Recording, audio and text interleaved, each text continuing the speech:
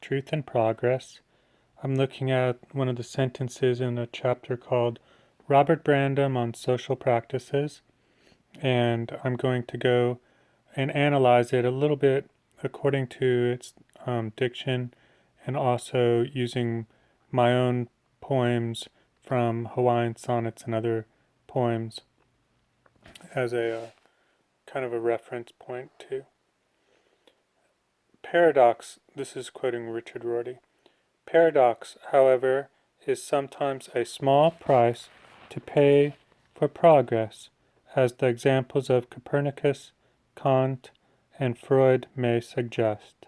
Further, it is a price Brandom himself is willing to pay, at least in the eyes of Searle, Nagel, and others, when he follows Sellers in casting sentience to the winds and denying that dogs and babies have beliefs except, or this is in quotes, except in a derivative sense, end quotes. And I can talk about winds because I have a few lines in my own poems with winds in it. So, for instance, Wind Father comes home in silence is one. And another one, let's see, Wind, um, well, that's the one I always think of, usually. Dogs, I can also talk about with Weather the Water, you pale drift dog. That's from the first line of one of my sonnets. Babies, I can talk about Made Babies Mothering 3 Years Chards from one of my other poems. And I'm going to go on. I am not, this is Rorty again, I am not sure that the paradox of which Heidegger and I are guilty is any more paradoxical than the paradox of which many people think Sellers and Brandom guilty when they assert that all awareness is a linguistic affair. So I can talk about the word think, and I can talk about the word guilty. Think comes from my line, think, lay relinquished, awesome, woven, and guilty comes from another line where it's, and the mad parents sit pretty as they disobey the artful priest's shofar giddy. So guilty is implied with disobedience in that line. But I think I do use guilty in an actual word though sometimes. Linguistic affair. Linguistic actually I could probably connect with rant I, vocabulary's master, master loans, and awareness here could be connected to mind moth. People, I can connect people. These are words from Richard Rorty's paragraph here that I'm connecting his paragraph to my words in poems I've written. People can be connected to here go people evil. And this is Richard Rorty again. Quote, I'm willing to say that facts make beliefs true in a derivative sense of make, namely the inferential sense. The force of saying that this sense is derivative and metaphorical is to decline responsibility for giving further details about how the making gets done. So with that, I can talk about saying, because I do have a few different sayings in lines, that word. So saying can connect with say, pound, pound, say one dear, it's no secret. I can also connect, let's see here, namely with words spear, names weep. Emerson collects. And I can go with giving, a march given gray, and let's see, he also says making one more time. Make aid our pain, make mild. Gets might go with soon bloom. No, gets can go with. Well, I'm not going to worry about gets right now. I know it goes somewhere, but my memory forgets is kind of failing me.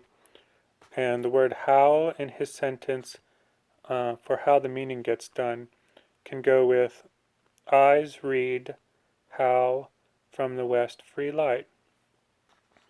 Analogously, this is Richard Rorty again, quote, analogously, the force of saying that babies and dogs have beliefs only in a derivative sense, only in a derivative and metaphorical sense is to decline responsibility for explaining how they differ from thermostats. Reference to such derivative senses should, however, be avoided where possible, if only because employing them will seem a cop-out to one's philosophical critics. Critics, end quote. Critics here can go with my line, critics complain, slung against the pan, and let's see here. Dogs, I've mentioned where dogs goes in the poem, but I think I have another dog somewhere. Of the dogs of a disobedient knee. Let's see. Philosophical can go with prevalent Platonists, the sunken that I am. Now, I'm going to go back to reading. Quote, David Lewis once said that philosophy is a matter of collating our intuitions and then finding a way to keep as many of them as possible. I think that it is a matter of retreating both intuitions and accusations of paradox as a voice of the past and as possible impediments to the creation of a better future. End quote. There's a few words in here that pop out. Matter, his matter is my matter pain tower of the sun gift tan, and his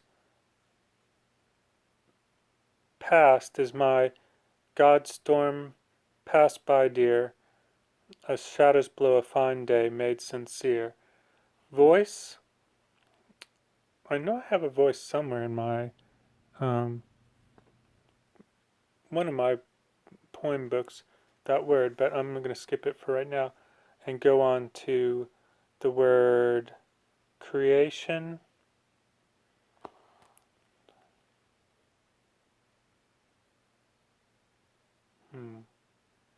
Creation is an interesting word. Creativity and create come from it in different parts of speech. Oh, here, I think I did think, lay relinquished, awesome, woven. But let me go back to creation, because creation,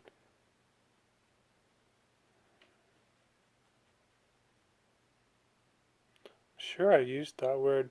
Maybe it's in a different book of mine other than Hawaiian Sonnets, but I'm going to put that on hold for now and keep going with Richard Rorty. Quote, of course the voice of the past must always be heeded, since rhetorical effectiveness depends upon a decent respect for the opinions of mankind, but intellectual and moral progress would be impossible unless people can sometimes, in exceptional cases, be persuaded to turn a deaf ear to that voice. So there's people again in this line, in this sentence, and there's also one word I was looking at. Oh, here's one, opinions, which is an interesting word. Mine is opinionated cast. He has cast in here too, I think. Mine is opinionated cast. Is that it? I might have to come back to that one in a second. He also has the word mankind. So with man, I have a few with man in it, which is like bend day man, or man thereabouts. And I'll go on with Richard Rorty. Quote, but intellectual and moral progress would be impossible unless people can sometimes, in exceptional cases, be persuaded to turn a deaf ear to that voice. Oh, I just said that. So the words he uses aren't as poetical at times as my traditional poetic diction in Hawaiian sonnets, because most of these words sometimes deal with philosophy, progress, morals, opinions, intuitions, impediments. Um, future could be both, but I'm pretty sure I don't use future in Hawaiian sonnets. I might use it in a different book, but not in that one. And I've written 250 books plus. So what I want to do is now pick up from Hamlet and see the difference between a philosophical book by Richard Rorty and this one by Shakespeare, how many words I can connect just from listening to Hamlet and listening and relating them to words I've written in my book Hawaiian Sonnets. So let me pull out a soliloquy by Hamlet, if I can find one here. And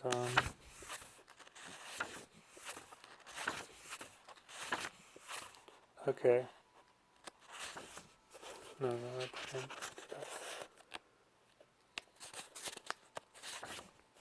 I might have to skip on the soliloquy. Well, let's try this one.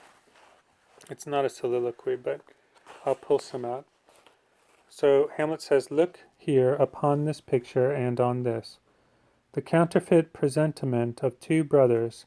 See what a grace was seated on this brow, Hyperion's curls, the front of Jove himself, an eye like Mars to threaten and command. There I have Mars being certain gives birth to the flukes. I have I as in EYE, in eyes read, how from the west free light. I think I have C as in sea sensations, or Hell's Fiddler Fairy, a heavenly sight. That's a C, but made into a different part of speech. Brothers, I think I have brothers in one of my poems. Beggarly Brothers, I think, is one of them, but that's not in Hawaiian Sonnet. But I think in Brothers, well, I can come back to that.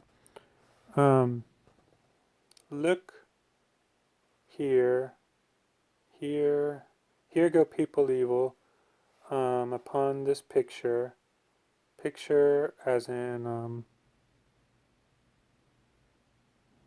no, I don't have a picture. I don't have picture in my Hawaiian sonnets. So that's just an example from Hamlet. A lot of the times I can do almost an entire sentence that somebody has and relate it to what poems I've memorized from my Hawaiian sonnets, and then bring those lines out to people that are listening. And the reason I do that is for a strange reason. I figured out that, and this only happened later after I memorized the poems, but that in conversations that I overhear, I can sometimes glean like bits and pieces of my own book, as if the people that were speaking, between the words, the lines that they're speaking to each other, I can sometimes hear the very own words I've written from Hawaiian sonnets. It's a remarkable feat if I pay attention and listen long enough. And sometimes this happens. Sometimes it doesn't happen. I can't like force myself to do it every time, but sometimes I guess I can, and it works. And so, one thing I will do is take my book, Sigh Me to Sleep, which is pretty much just in single verse fragments, and I can definitely hear people say things. Today I was listening to some speakers speak on a YouTube channel at lectures, and I could definitely hear different sorts of phrases that I had made up underneath in like different frequencies of like what they were speaking. I'm not saying they were doing this consciously. In fact, I think it could be possibly just their angels that they have that are sometimes doing it, and I connect with those angels on a certain level because I have my own angels and they help me uh, find new ways of experiencing the world and guiding me to those new ways. But that's a special talent, I guess I could say I have, and I like doing it especially in realms of many people, like in crowds or not really a party, but this would work in a party. But I haven't been to a party since this happened. But like when I'm in the grocery store and I can hear people just chattering or talking, and all of a sudden I can hear like people say, "Oh well, think lay relinquished, awesome woven," and I'll go, "Whoa, they just said a line of my poetry," and I know it has to deal with some kind of like pattern in language where I can, from like a database of these uh, poems that I have in my mind, I can connect that pattern to this database and recognize it and say, "Yep, they just said one of my poems." And I don't think they do it consciously. If they were doing it consciously, that'd be something else, because then that would mean that everybody would have memorized my books and that people know me and they're saying this for my sake, which would be an excellent idea. And I've sometimes believed that, but sometimes I don't. Most of the times I don't. But this is something that matters to me because having memorized many lines from my book, Hawaiian Sonnets and Other Poems, plus other poem books that I have, sometimes my mind is very alert to responding in a way that I listen to those people in the environment speaking aloud what seem to be my line. Well, I should say that there are my lines that they speak aloud, but it seems as if there's a mystery around it because I don't know whether they're saying it because they memorized my lines from books or whether it's just part of patterns in speech that my lines in Hawaiian sonnets are so specially written that they connect to the patterns in ordinary speech, making ordinary speech a sort of vehicle for Hawaiian sonnets to travel on through the sound waves and different frequencies so that speakers like me who have memorized those poems long ago and now are in an environment where they're being spoken can say, yeah, these are awesome because I wrote them and people are speaking them as if they have read my book Hawaiian Sonnets and Other Poems, or Sigh Me to Sleep, or Send Them Hope, which are three of my books that I know this works with. Some of my other books that it would be nice if this would work with some of my other books too. And I'm definitely going to give like an example of this somehow.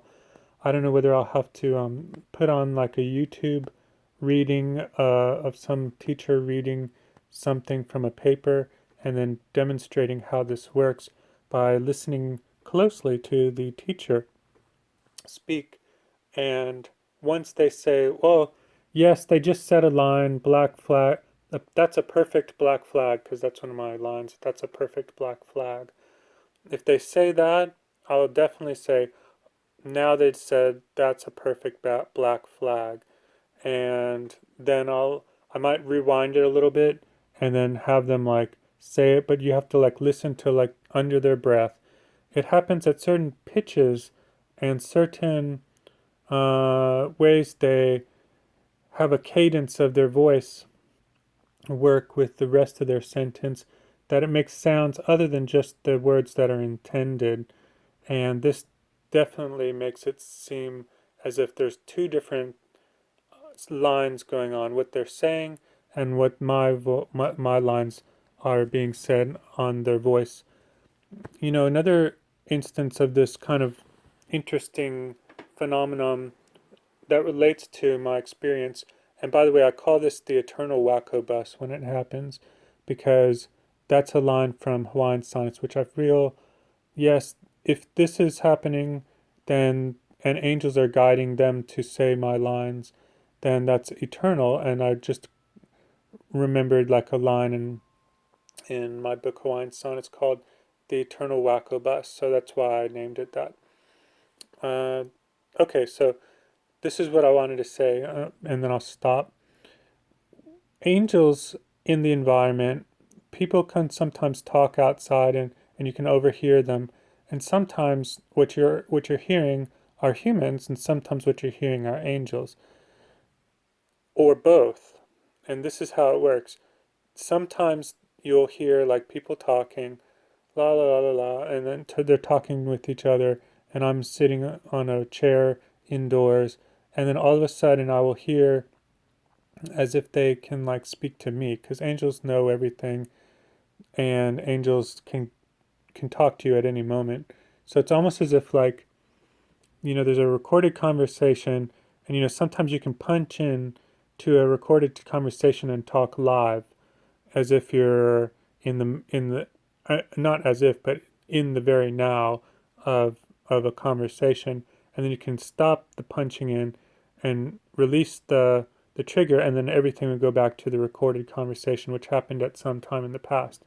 Well, that relates to a little bit to like a community of strangers. If they're talking, and then all of a sudden it's like the angel will punch into their conversations, and I can grab bits and pieces of what angels say. And usually, when this happens, they actually talk to me, the angels. And so sometimes I think, well, I've got my own angels and they're listening, so maybe I should talk back to the stranger outside, the strange angel outside, um, or I can just keep listening and see where it goes from there. And when I say talk back to the angel outside, I don't mean getting up, opening the door, going outside, seeing who's talking, and then talking to them as if I'm talking with an angel. No, I don't do it like that. What I do is I will take my um, experience and say, okay, this is an angel talking. They just punched into like people talking outside. They know me because angels know everybody. So why would angels be talking outside if they didn't have somebody to listen to them? And of course, I listen to angels since I have my own angels, and I talk with them constantly as they're just listening to this conversation I'm having with my YouTube people right now. So what happens is I sit there in my chair, angels start talking outside. These aren't my angels inside of me, but angels that actually I can hear outside through people talking normal conversations, and all of a sudden the angel will punch into their conversations. So a lot of this time when they do this, they have very friendly voices. Sometimes they act kind of funny, as if they don't like me until I say, "Oh, ahava," which means I love you. And when I say ahava, then the angels kind of like say, "Oh, okay, yeah, ahava." And so I can tell that it was kind of just a trick in the first place, that they weren't really being mean to me or anything like that. So it relates to this eternal wacko bust, which I call the phenomenon of listening to people in the environment speak my own Hawaiian sonnets. And so I'm definitely going to try to do some kind of proof of this. It happens that Chinese whispers is kind of a phenomenon too, or telephone, the game telephone, where one person will say something in the ear of another person, and that person's supposed to relate it to another person, and then that person is supposed to relate it to another person, and over time things get distorted, the speech, and it can be totally something else.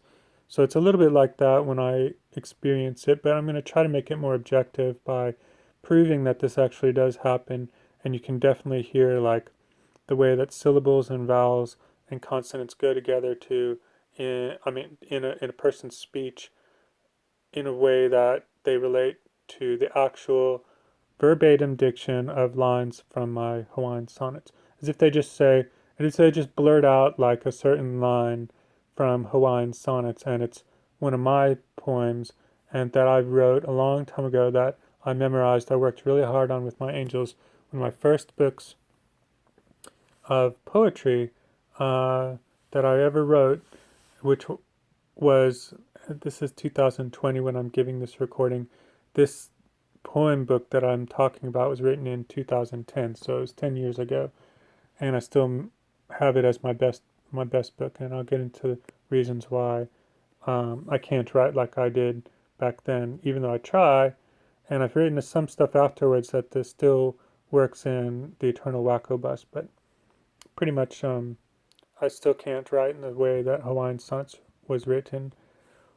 Another thing, why do angels blurt out, or why do people blurt out lines from my books is a big mystery, but I think it has to do a little bit about Richard Rorty, who I was just reading from on this video, saying he's a philosopher, but at the end of his life he wished that he memorized more just single lines of poetry, and he said that would have made his life better. So I think this has to do with the betterment of life, being a poem reader, adding poems into your life to embellish them, and so making life enriched by reading poems. Blurting them out, why it's my poem, is something that's still a mystery to me, but I really enjoy listening to people blurt them out as if I'm already famous. I don't see how it would be otherwise, that I'm not famous in that sense when that happens. But things get strange sometimes. There's more to philosophy than, or there's more than on heaven and earth than in your philosophy, Horatio. Is what Hamlet likes to say, something like that. Thanks for watching.